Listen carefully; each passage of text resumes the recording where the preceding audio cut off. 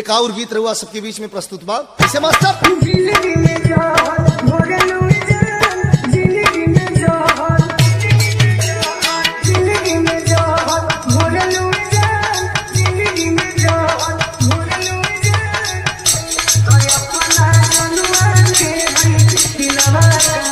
DJ Malinga music.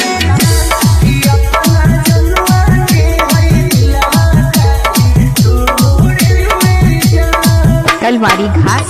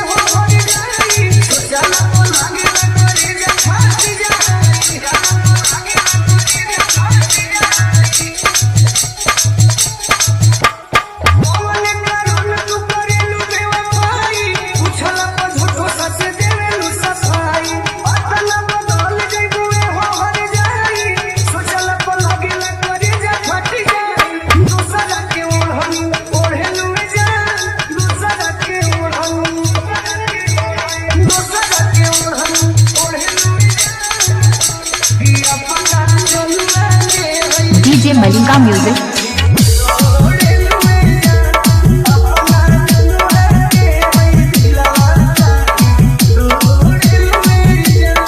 Kalwari Ghat. Kalwari Ghat. Kalwari Ghat. Kalwari Ghat. Kalwari Ghat. Kalwari Ghat. Kalwari Ghat. Kalwari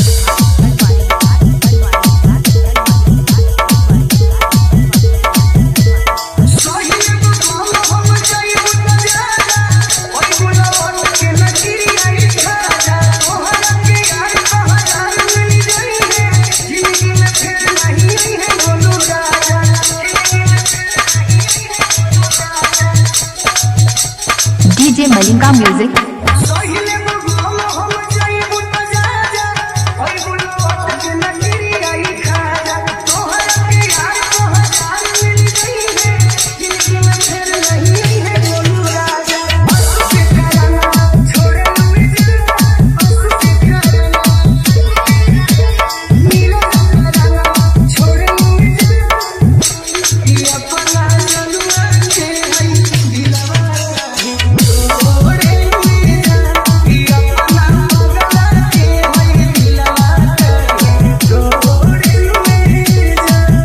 DJ Malinga music. Kalwari Ghat.